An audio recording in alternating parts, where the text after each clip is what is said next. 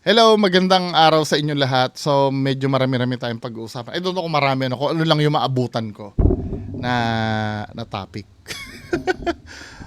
Unahin natin itong unang video na ni-request sa atin. Ito yung sa may fast food. Ano ba ito? Itong issue na to. Tama si tatay, aral ito sa mga fast food crew. Sige, play natin. Na masakit yung paa ko, lumabas ako sa sakyan. No? Alam mo, madali sabihin yung sorry anak. Pero please, no?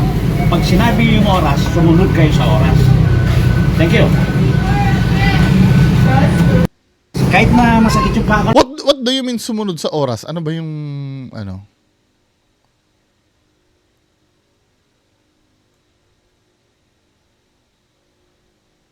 Aral din sa mga food kasi as an order taker dati sa hotel, laging ganyan complaint sa guest. Tinan mo, may mga bugok pa rin talaga, ano. Sabi gano'n dito, sir, hindi naman po yata sila magician na para masunod ang oras mo or natin. Tanga ka ba? Nakikita ko na ang konteksto nito. Nakita ko na ang konteksto nito. Sometimes kasi ganito, no, naiintindihan ko yung tatay. 'Di ba? Sasabihin sa'yo ng fast food crew, okay lang po ba waiting kayo for 30 minutes? Or 10 minutes? Or 15 minutes? Di ba tinatanong yan? Kung ang katwiran ay katulad nitong bobong to na nag-comment, sabi na nag-comment, sir, hindi naman po yata sila magician na para masunod ang oras mo or natin. Gago ka ba? Sinabi nga na ganun eh. Di sana hindi kayo nagsalita. Hindi kayo dapat nagsalita na 15 minutes. So, para saan yung sinasabi nyo na willing to wait ba kayo ng 15 minutes? Naiintindihan ko yon. Yung preparation, kaya lang dapat maging truthful kayo sa oras. 'Di ba? Kasi yung mga kakain sa inyo, may oras din na hinahabol yon. Now, halimbawa kapag sinabi ng crew na willing po ba kayo na wait for 5 minutes? Opo. Dahil syempre nakikita mo naman, isang oras naman ang ano ko ang break time ko, ano ba naman yung 5 minutes lang. 'Di ba? Doon na magkakaroon ng adjustment eh. Then mapapansin mo, mag-iisang oras na wala pa yung order mo. Ba't talaga magko-complain ka nun? Sinabi mo sa akin 5 minutes eh. Dahil kung sasabihin mo sa akin na aabutin ng halos isang oras 'yan, pwede ko i-cancel para pares tayong hindi magkakaabalahan. Kaya bobo nito, siguro fast food crew din ito, hindi niya naiintindihan yung kahalagahan nung pagsabi ng oras. 'Di ba? Kapag nagsabi ka, tuparin mo. Para naman tayong tanga eh, parang iintindihin pa yung sinabi mo nga sa akin kung willing ako mag-wait ng let's say 15 minutes. Oo, willing ako. Eh kung susobra ng 15 minutes yung katulad sa sinabi mo, hindi ko kasalanan yung sinabi mo 15 minutes lang eh. 'Di ba? Yun ang kasi doon, mahalaga din kasi naman ang oras ng customer nyo. Hindi naman yan pumunta dyan para paghintayin nyo lang. 'Di ba? Kung may abala, dapat gawin nyo ng paraan nyo. Dapat kalkulado nyo na. 'Di ba? Ngayon, sa di malamang dahilan na hindi na talaga umabot do sa sinabi nyong oras. Kasi beyond naman ang control natin. Katulad ng ginawa nito, nag-sorry ka na lang dapat, 'di ba? Pero kailangan tanggapin mo din yung galit ng customer. Buti nga okay pa magsalita to eh. Hindi ka pinagsisigawan eh. 'Di ba? Kahit na sablay yung oras na binigay mo. At least kahit papaano medyo mabait yung si tatay. 'Di ba? Kung entitled yang yari ka diyan, 'di ba? Anyway, next video tayo. Mga kababayan ko. Nagigets niyo na yung issue do sa una. Kapag sinabi kasi na kung willing to wait ka na 5 minutes, dapat maibigay niyo yun ng 5 minutes talaga. 'Di ba? Huwag kayong masasanay na yung Filipino time na 'yan. Huwag kayong masasanay ng ganyan. Kasi tandaan nyo, katulad ng sinabi ko kanina, hindi lang oras nyo yung importante, pati yung oras din ng customer nyo. Actually nga, kaya nga nasabing fast food eh. 'Di ba? Dapat mabilis talaga. Anyway, next video. Ano ito?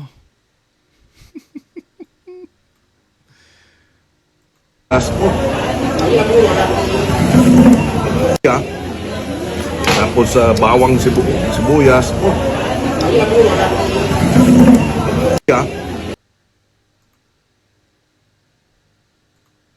Sige, papunta po. Gaya na dyan. 1, 2, 3, go!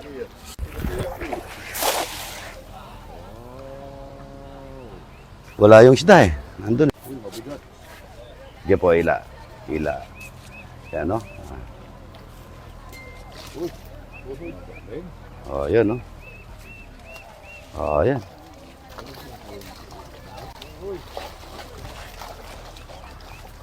Oh, yun, no? Ayun! Ayun! Pabigat. Ayun! Ayan, no? Ayan. Wow! Ayan, no? Ganun pala. Opo. Oh, at agad. Sige, Ganun pala. Asin. At asin. Ayan! Ganyan ang Kapampangan. Yaman. Ang yaman niya. Oh, tapos kakainin. Tilapia. Tilapia. O, pwede rin po sabay sa tilapia yan. Ito rin, yung sibas. Kapahap. Mahap yan. Ayun. Sarap yan. Ayun. Sarap. Asin. Asin. At asin. Ako, I have nothing against naman sa qualifications ni Sir Kiko. 'Di ba? At sa buong tropa niya ng Dilawan, 'di ba? May mga experience naman 'yan. Hindi ko naman pwedeng, lalo na lawyer yata 'to, 'di ba? Tama? Lawyer ba 'to si Paki-correct ako baka mali ako. 'Di ba? May experience at may nalalaman naman 'yan doon sa kanilang tinatakbuhan. Wala namang question doon. Kaya lang, sa panahon kasi ngayon, yung mga ganitong galawan, men, di ba, parang, hindi, yung dating kasi sa akin, alam mo, parang nang uulol ka na lang ng tao. Parang, yes, naiintindihan ko, election, di ba? Kaya lang lumang style na ito, men, eh. Parang, yung ganitong gawain kasi, parang, alam mo, nang uulol ka na lang ng tao na, paano ko nasabing nang uulol? Hindi mo naman talaga gawain yan eh. Diba? Hindi mo naman talaga gawain yan tapos magagaganyan ka. Ganyan ka ba sa bahay nyo? Nung una, siguro nagwo-work pa yan dahil sa spirit ng gusto mong pakisamahan yung mga ordinaryong tao. Pero sa panahon kasi ngayon, men, alam mo, kung ako sa bagay, kung madadala naman kayo dyan, hindi ko naman kayo makokontrol eh. Di ba? Nasa sa inyo, boto nyo pa rin yan. Kasi, ang nangyari kasi, pinareact kasi sa akin to. Kaya ang sabihin ko dito, kung ano yung masasabi ko dito sa video ni Sir Kiko, yung mga ganyan-ganyan niya. Di ba? Parang style ito ni Marrojas nung mga 2010s pa eh, nung mga ganyan eh. Tapos uulitin mo na naman uli. Di bali sana kung katulad ng sinabi ko kanina, di bali sana kung sa bahay nyo, ganyan ka talaga. Di ba? Ang huli kong nabalitaan na ganyan, may documentary ako na panood eh. Kilala nyo si Ramon Magsaysay? Si Ramon Magsaysay, presidente yun, tama ba ako? Si Ramon Magsaysay, talagang ganyan talaga yung lifestyle nun. Talagang Pinoy na Pinoy yun. Yung ganyan. 'Di ba? Parang kahit hindi election, ganun talaga yon. Kaya minahal ng mga tao yun eh, si Ramon Magsaysay eh. Pero yung ganyan, men, yung alam mo naman sa sarili mo na hindi mo, yan. Mas maganda siguro kung ginawa na lang ni Sir Kiko talaga. Yung siguro gagawin niya yan out of pakikisama, pero yung i-video mo para makita na ibang tao na gumaganyan ka. I'm so sure, no? Parang sinadya mo yan na okay lang sana kung iba yung nag-video sa'yo na naggumanyan ka. Pero, di ba? Mas gusto ko siguro mapakinggan yung gusto mong gawin sa Senado. Kasi itong ginagawa mo dito, hindi naman ginagawa sa Senado yan eh. Hindi ka naman tatakbo bilang magsasaka or bilang mangingisda o bilang mahirap na tao. Tatakbo ka bilang senador. Ngayon, hindi kayo, no, kung nagwo-work sa inyo tong ganito, na tuwing election lang na nangyayari ng ganyan. Actually, si Bam yata parang ganyan din eh. Yung Bam Aquino. Yung mga nag-fishball,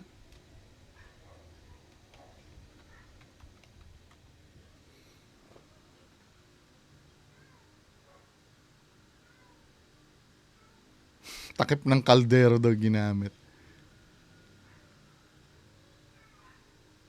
Ito, okay lang itong ginagawa ni Bam na to. Pero hindi rin eh, katrapuhan din eh.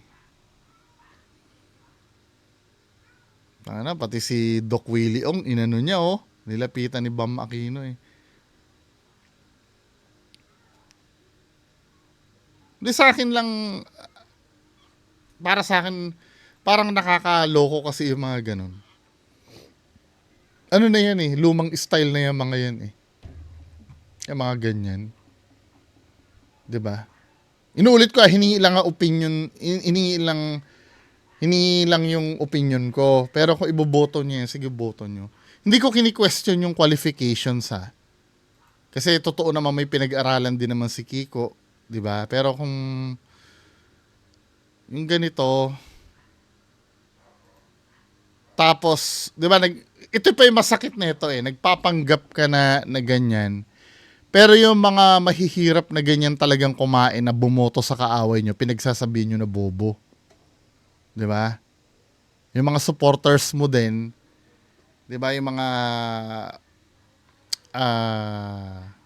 supporters mo na nagsasabi na bobo yung bumoto kay BBM, kila Duterte noon. 'Di ba? Yun ang ginagaya mo. Ganyan din kumain yung mga yun eh, yung mga elitista mong supporter. 'Di ba? Yan yung minamak nila, yung mga tao na ganyan sa ginagaya mo. Ayun, mabigat lang talaga ang loob ko sa mga dilaw. 'Di ba? Kasi once nagkaroon ng hope ang mga Pilipino sa kanila dati noon eh.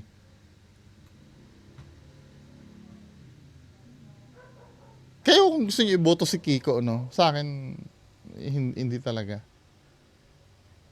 Nasa sa inyo din naman yan kung magpapadala pa kayo sa mga... Basta, ito, yung ganitong style, naiintindihan ko dahil eleksyon.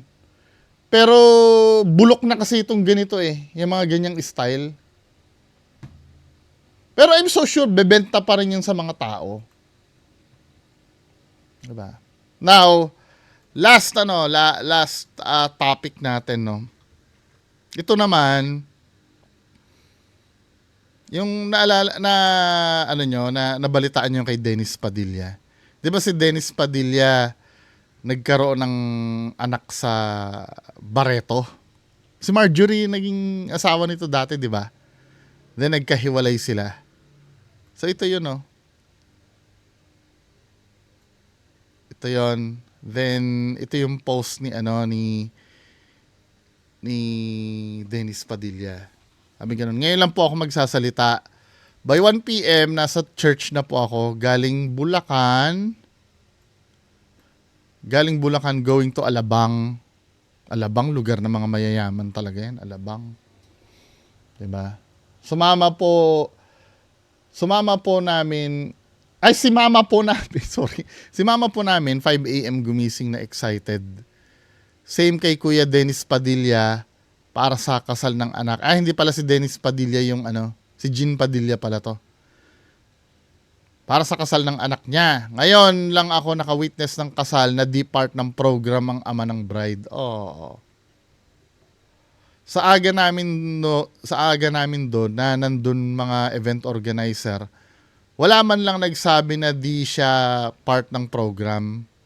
Di kasama sa entourage na maglalakad sa gitna papuntang harapan ng altar. Di ba tatay talaga ang gumagawa niyan? Kasi yung little girl mo ay kumbaga iiwan na yung buhay dalaga at sasama na sa iba. Tradisyon yan tatay talagang gumagawa nito Nagtanong kami kung saan uupo ang nanay namin. Ang sabi, kahit saan doon. At yung ama doon na lang daw tumabi sa mga ninong. Kaya kami ni Kuya Dennis pumunta na lamang sa likuran. Napaluha at napaiyak si Kuya sa mga nangyari. Kaya sabi ko, uwi na tayo after ng simbahan at papicture na lang sa kinasal. Naawa din ako sa nanay ko kasi naiyak na rin. Naramdaman ko yung sakit na naramdaman ng kapatid at nanay ko. Dahil ama din ako. Ang tagal na panahon na nanunuyo at nahingi ng attention ama nyo sa mga anak. Yan ba ang tinanim ng mga nakapaligid sa inyo? Puro kayo karangyaan at kasikatan. Sa inyo na lahat yan. Sanay kami sa hirap. Di ba? May ano ba tayo pang teleserye? Kawawa naman. Hindi, this time kampi naman ako dito kay Dennis Padilla. Usually, di ba, pag mga utak na teleserye ganito, against ako dun sa nagpapaawa. Pero this time, naman ako kay Dennis Padilla. Ano nga naman yun? Tatay mo yun di ba? Bakit naman ganun? Sa inyo na lahat yan, sanay kami sa hirap at di talaga kami nababagay sa inyo. Pero pinagkaiba natin yung puso namin at dignidad, di nyo kayang pantayan. Kahit magtanong kayo sa ibang magulang, tama ba o hindi o mali ang ginawa nyo sa tatay nyo, Dennis Dominguez Padilla, Chinita Samuel Valdivia, di pala father of the bride, guest of the bride lang. Diba? So meron akong nakalkal dito. Actually, pinasa sa akin to Nakalimutan ko na sino nagpasa. Sorry po kung sino nagpasa nito, Ito yung interview ni Dennis Padilla. Ito ay sa channel ni OG Diaz. Masakit nga naman to, men. Andun talaga yung feeling mo na ikaw maghatid sa altar? Yes, because of those words. Sabi niya, good morning pa. Sabi ko, why? Actually, kahit yung paghatid na nga lang sa altar Feeling ko mapo-forgive ni Dennis Padilla yon na ilagay siya dun sa mga upuan ng mga guest lang. 'Di ba? Pero yung karapatan na ihatid ka ng tatay mo sa altar, dapat hindi mo inano yun Hindi mo pinagkait yun, men Parang napaka no-no nun talaga. 'Di ba? May mga napapanood naman akong kasal na mag-isa yung bride na pupunta doon sa gitna. Pero sasalubungin siya ng tatay niya Then, yung tatay niya mag-aabot dun sa groom. Meron nga kahit cancer patient yung nakaratay na sa talagang pinag-Amerikana nila yung tatay nila lang kahit nasa ICU yung tatay, talagang pinilit talaga na ihatid yung yung anak Saan ba yun? Hanapin ko, kung mahanap ko yung video.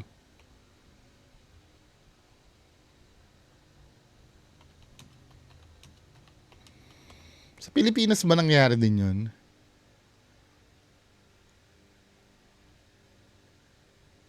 Ito nga merong yung naka-wheelchair. 'Di ba? Nakipag-dance pa dun sa anak niya. Sana ba yun? Ito. Ito nga Isa ng dream come true ito at ang ating masasaksihan ay maihatid ka namin nang naglalakad patungong altar. Na sana when the rain is blowing in na sana maging malakas si Papa niyo habang naglalakad. and the whole world is on your head. Nakatumbas yung ginagawa niya sa akin. I could offer you Na buhay natin nararanasan. Sino ba hindi maiiyak yan, 'di ba?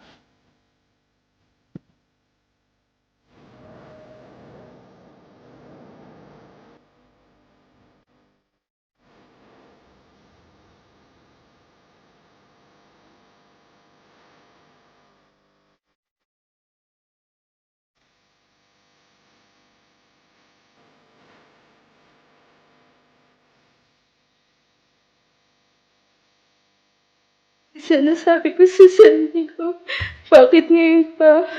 Di ba? Oh. Tapos ito, malakas pa yung tatay mo. Ano ba? I need to tell you something. Ano sabi niya? Hindi na tuloy yung kasal.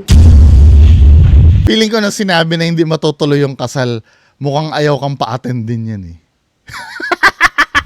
Tatawagin na isa-isa yung magwo-walk doon sa aisle. Tsaka saan uupo si kuya? Father of the bride. Ang sabi ng coordinator, kayo sir, baka gusto nyo, doon na lang kayo umupo sa tabi ng mga ninong. Tsaka bakit doon mo ko pa uupuin, OG? Ninong ba ako? Oo nga naman. Tumatawid na si Claudia, wala lang. Nakatayo lang ako, nag-o-observe na lang ako. Tumapat, nakaluha ako. Grabe. It's one of the most painful part ng buhay ko na nanas. Tamalikad ako kasi ayoko makita nanay ko. Naumiyak ako. Magulgulan nanay ko sobra. Sabi ko lang sa kanila, ma'am, ano ba nangyari? Di ba ako po yung father of the bride? Sabi po sa akin, just follow the program that I gave you. So wala po kaming magawa. Ako pakiramdam ko lang kaya sinabi niya na hindi natuloy yung kasal. Siguro ayaw niya na akong pumunti. Diba? Ayun din ang naiisip ko eh. Kaya sinabi niyang hindi na matutuloy yung kasal eh. Sabi nila ako yung toxic. Talaga ba? Wala ka nang babalikan eh. When you say wala ka nang babalikan, ano yun? Anong babalikan mo? Natapos na yung wedding eh. Anong babalikan ko? Paano ko i-rewind yung moment na yun? I-mention mo yan. I-mention mo yan. Anong decision mo ngayon, Dave? Isa pa sa masakit na sa masakit na tagpo dito. Hindi yung mga anak niya hindi yata ginagamit yung apelyido niya, no, lalo na to si Julia. Kabarkada yata ito ni Olivia si Julia eh. Hindi ginagamit yung kasi nga daw yung Barreto mas matunog yun sa showbiz. 'Di ba? Pagdating sa linya nung ang Padilla naman, okay yan kung let's say action movie yung sila Daniel Padilla, 'di ba? Pero pagka yung sa linya ng nito ni Julia, anong pangalan nito? Julia, tama ba? Sa linya ng ganyan Barreto talaga eh. Pagka yung sa yun siguro yung purpose nun. Hindi nga ginagamit yung apelyido niya eh. Dennis. I still have other children that I can concentrate with. Kung hindi na nila ako matatanggap, hindi ko na rin matatanggap yung treatment na nangyari. Kasi ang feeling ko, dun sa March 18 dinner, kaya akala ko that was a reunion of love eh. Ang feeling ko, Noong March 18 dinner natin, Claudia, Julia, Leon. At 3 pala anak niya, no? Sana sinabi nyo na lang na di ako part ng entourage or wala akong part sa program. Pero invited ako at least. Diba? feeling to the welcome that I had dun sa dinner na yun was so lively and maganda, masarap. And then sabi ni Chloe, I want you to look good. So ang feeling ko dun sa I want you to look good, Papa, on that day. Kahit ikaw, sabihan ka ng anak mo nun. Anong ibig sabihin nun? You look good as a guest ba? Yun ba ang dating sa'yo? Ano Ang sabi ni Claudia, Papa, you have to look good on that day. She even chose yung Chinese scholar na design na barong. Sabi ko, okay, buy na lang ako ng gawa na para mas mura. So, ang understanding ko, kasama ako sa entourage. talaga yung feeling mo na ikaw maghatid sa altar? Yes, because of those words. Okay? Mga 8 ng umaga, I message Chloe. Sabi ko, I'm so happy for both of you. Love, more love. Chu. Mami, ang konti, nagre-ring yung telepono ko. Wala pang 2 minutes. Si Chloe. Sabi niya, good morning pa. Sabi ko, why? I need to tell you something. Sabi ko, what? Any problem? Ano sabi niya? Pa, hindi tuloy yung kasal. Sabi ko, why? What happened? Tapos umiyak. She was trying to control it. Kaya lang, nung magsalita ako na medyo nabasag yung boses ko, umiyak. Sabi ko, why are you crying? What happened ba? Anyway, huwag mo na sagutin yung tanong ko. If you're not happy with it, don't do it. If you are not sure with it, don't do it. English ako, English era yun eh. Sabi niya pa kasi napilitan siya magsalita kasi for the past 1 week, hindi ko nakikita yung interest ni Basti na magpakasal kami. Parang hindi siya sure sure. Sabi ko, ay, mahirap yan, anak. Huwag ka nang tumuloy. It's okay. People will understand. I will understand. Sabi ko, number 1, you're beautiful. Number 2, you are still young. And number 3, you are a very good human being. Cry and then move on. Huwag nang magpakasal. Huwag mo nang ituloy. Oh, sige, Papa. Okay, thank you, Papa. Binaba. Hindi na ako nakapagsalita. I called my mom. Kasi papunta na ako sa nanay ko. Sabi ko, ma, may balita, malungkot. Sabi, hindi na matutuloy ang kasal. Umiyak yung nanay ko. Sobra. Sabi, ano ba Boy pa yung nanay ni Dennis. yan? Bakit? Di, sabi ko, ma, wag ka na muna magtanong. Basta ang importante, sinabi ko kay Chloe, kung masaya ka, tuloy. Pag hindi masaya, wag ituloy. Ganun kasimple, ma. Okay, nagdadasal nga ako. Nagkakrosaryo ako ngayon. Chu. Anyway, ma, okay na. Huwag ka na magbihis. Okay na yan. Wala nang makeup na mangyayari. After an hour, wala na. Nagubad na akong damit. Umiiyak din ako. Nagubad na ako ng damit. Nagpambahay na ako. Kinuha ko na nga yung... On that day, sinabi na hindi tuloy ang kasal? Ano naman yun? Parang, kahit ako din feeling ko, parang ayaw ka na lang talagang pumunta doon. Inisip ko na lang yung kotse ko, alam mo yun. After an hour, exactly 9:30, tumawag ulit. Papa, tuloy na yung kasal. Hindi ako nagtanong masyado. Kasi 9:30 na, alabang ang wedding, susunduin ko pa sa Caloocan City ang nanay ko. Hindi na sapat yung oras ko, mabibitin na. So tumakbo na ako, sinundo ko na yung nanay ko. Awa ng Diyos, wala naman traffic sa Skyway. Bago mag-alauna, nasa tabi na kami ng simbahan. Sa gutom namin, nasa likod kami ng simbahan, meron doon marketplace, parang 7-Eleven ng Gustan. Para talaga namang yan. Ba't ganun siya ka-isolate? Ganyan ba talaga yung mga elitista? Kaya talaga pagka mahirap talagang ka-relasyon ng mga elitista no? Parang sobra naman yon na sa araw ng wedding mo, hindi ba pwedeng total may pera naman kayo, pag-hotelin mo na yung tatay at lola mo na malapit doon sa venue na yon.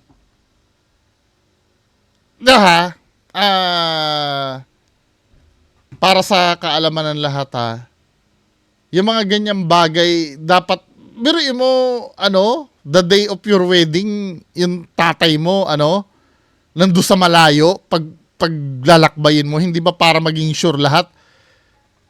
Di ba, men? Di mo nang pinahotel na lang? Hindi kayo ba dun sa akto na yon, parang talagang hindi kabilang si Dennis Padilla, Ito labas ito kasi may mga issue na toxic si Dennis Padilla. Let's say makasalanan tao si Dennis Padilla. Let's say siya na yung pinaka makasalanan tao sa buong mundo, pero hindi kasi yun ang topic May kanya-kanya na sila kasing buhay. Ang pinag-uusapan na lang dito, yung kasal ng anak niya, na yung parang bilang tatay, karapatan mo yun. Hindi mo, hindi mo pribilehiyo yun karapatan mo yun, na yung anak mo ibigay sa iba. Diba? Na kung talagang ganyan ang mangyari, hindi nyo man lang, kahit man lang ba dun sa bahay nyo, isang kwarto dun ang katulong nyo, dun nyo muna patulogin itong tatay nyo hanggang bukas kung matutuloy man o hindi, para hindi natataranta ng ganyan. Sa loob ng Ayala Alabang, bumili na lang ako ng ready-to-cook na pagkain in microwave. Kumakain ang nanay ko sa likod ng simbahan dahil wala pa naman tao. Pero hindi kami makakain sa labas dahil napakainit kahapon, Oji. Kumain siya sa loob ng kotse ko. Doon siya kumain ang nanay ko. Kaming dalawa, lalay ko si Dexter, kumain kasi may park na maliit. Doon kami kumakain. Pagkatapos namin kumain, tinawagan ko si Jean kung nasaan na siya. Sabi niya malapit na ako. Si Jean, ibinili ko na rin ng pagkain doon sa take-out food doon sa marketplace doon sa likod ng simbahan. Kumain kami. Sa madalit salita, 1:00 pa lang tapos na kami kumain, nagilamos lang kami at pumasok na kami sa simbahan. Wala pang tao ang simbahan. Nag-picture taking na ako, si Jean, saka si Mama. Sa sobrang excited ko, sabi ni Jean ang aga naman natin, kuya. Sabi ko, ganun talaga, father of the bride eh. Sa bagay, ganun. Sabi ng mama ko naman, oo, Jean, ganun talaga yun. Hindi mo kasi alam, wala ka pang anak na kinasal. Anyway, kaya yung mga picture na pinost ni Jean, that was, wala pang tao yun. As you can see, walang tao yun. Kayo na una. Nauna kami, maaga pa, walang tao. So, okay. Kaya nakita na kami ng organizer, ng church staff, nagpa-picture na sa aming magkapatid. Alam nila ang aga ko. And then, we were just waiting. Nasa side lang kami. Eventually, tao, dumadating pa isa-isa. Hanggang dumating si Richard Gomez at si Lucy Torres. Ninong pala si Richard. Sabi niya sa akin, pare, congratulations. Anyway, nung nag-organize na, dumating na lahat, Mas ano pa yung mga ninong. pamilya, nasa side pa rin kami. Ako, Jean, nag-aantay, tsaka mama ko, nag-aantay ng coordinator na lalapit sa amin. Kasi ang feeling kasi, OG, hindi ka pwede basta humalabilo. Nung malapit na mag-start ang wedding proper, we were waiting for the organizer to approach us. Hanggang nag-walk na, waiting pa rin ako, nalulungkot na ako, nawala na excitement. Kasi I don't know them personally, yung kabilang side. Tapos, yung mga bata, sila Julia, nang nandun sa kabilang side ng church, hindi na nga lumalapit sa amin. So, I was waiting. So, nandun lang ako, I stayed there, and nag-aantay lang ako sa coordinator, napitan kami. Hanggang mag-start na nga, mag-start na, itatawagin na isa-isa yung mag-walk doon sa aisle. Tsaka pa lang nagtanong si Jean doon sa coordinator. Sabi niya kay Dexter, tanong mo sa coordinator, saan uupo si mama? Tsaka saan uupo si kuya? Father of the bride. Ang sabi ng coordinator, kahit saan naman daw pwede umupo. Tapos sabi sa akin, kayo sir, baka gusto nyo, doon na lang kayo umupo sa tabi ng mga ninong. Nakaupo na yung mga ninong. Ayoko naman kumros doon sa mga ninong. Dahil takaw pansin, pag nag-cross ako doon, nakaupo na yung mga tao. Tsaka bakit doon mo ko pa uupuin, OG? Ninong ba ako? And then, nakita ko na lang si Marjorie, ang katabing umupo, si Leo. So I don't have a place. Naiyak na ako. While the march was going on, half through it, nung tumatawid na si Claudia, wala lang. Nakatayo lang ako, nag-observe na lang ako, tumapat, nakaluha ako. Grabe. It's one of the most painful part ng buhay ko na naranasan. Wala to sa kalahati nung naranasan ko sa mga nakaraan, pati ng dibo, wala. And then, after my atid ni Marjorie, si Chloe sa unahan, I went to the organizer dun sa gilid. Both of them were sitting down, I was standing up, and I was... Until natapos ang walk, slowly I approached the organizer. Bakit ganun po? Father of the bride ako, di ba? was talking to them while I was crying. Pero kung ako dyan, iniwan ko na lang sana yan eh. Kaysa pagmukain kong kawawa ang sarili ko dyan. Siguro, mahal niya yung anak niya, no? Di ba? And sabi ko lang sa kanila, ma'am, ano ba nangyari? Di ba ako po yung father of the bride? Tapos sasabi niya na, sir, I know what you feel. We feel you, sir. Ni-raise ko po yung issue na yan during our meeting. Ang sabi po sa akin, just follow the program that I gave you. So wala po kaming magawa. Ni-raise daw nila, paano yung father of the bride? Pagkausap nila ako, umiiyak. Sabi niya, sir, I raised that issue regarding the father of the bride, pero they told me. Dapat hindi na siya sabagay, kung hindi niya sasabihin sa publiko to, no? Wala siyang, baka ma-depress naman siya kung walang makikinig sa kanya. Kung kikim-kimin niya lang, masakit naman talaga yun. Na just follow the program that I gave you. So wala po akong magawa, sir. I feel you, I'm sorry. Sabi ko sa akin din, huwag sa maloob niya kasi wala akong mapag-vent out wala akong mapagsabihin. Tapos sumupo na ako. Pero lahat ng ito habang nangyari ito, nakikita ni Jean yung iiyak ako. Sa kanan ko siya. Alam mo, sa totoo lang, OG, mas masaya pa ako hindi ako invited tapos dumating na lang. Oo nga. Yung gate crasher. Mas gusto ko pa. Kasi hindi ka nila pinansin, problema mo yun. Hindi ka invited, pumunta hindi ka pinansin, wala akong magagawa. Pwede, iwanan mo lang yung gift mo sa organizer, pabigay mo, kung makarating, thank you. Kung hindi, di wala. Wala kang i-expect. So I rather hindi na-invite. Sobra kayong na-hurt nung umiyak ang nanay mo. Sobra. Ayaw pa nga ng nanay ko umiyak pero nakita ko nakatingin sa akin. Tamalikad ako kasi ayoko makita yung nanay ko. Na umiyak ako. Magulgulan nanay ko sobra. 82 years old yun. Namumutla nanay ko na hindi ko maintindihan. Pero lumapit naman yung mga anak mo sa lola nila. Hindi. Ang nangyari, nung picture taking, hinatid ko mama ko, sabay ko nagpa-picture. Kasi ang plano namin ni Jean, sabi ni Jean, kuya, huwag na tayo umattend dun sa, sa reception. Sobra na yun. Masyado na. Baka mamaya wala ka rin portion dun. Pag wala ka pa dun, huwag na. Malis na tayo. Sabi, Oo nga, Diyan pa nga lang doon sa pinaka-importanteng part kasi doon sa portion na may sayaw-sayaw pa yun, di ba?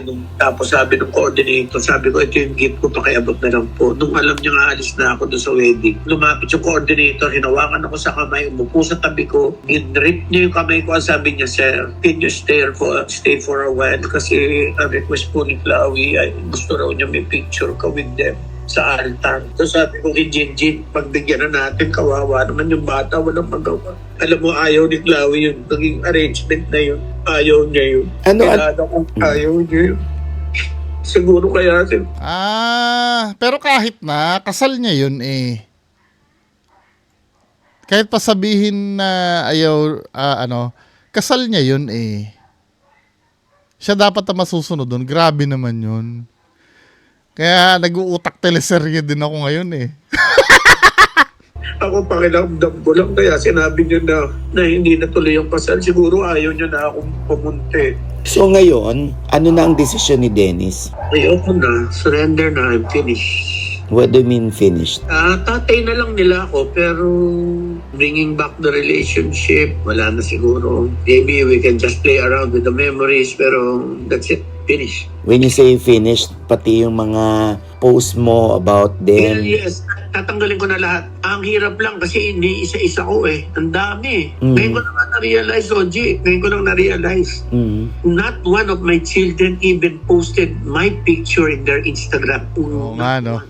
Ni wala akong picture sa kahit sa ang social media nila. Ni walang mention ng pangalan ko, ng nanay ko, ng tatay ko, na artista din sa kanilang mga social media posts. As in, zero. Why, Oji?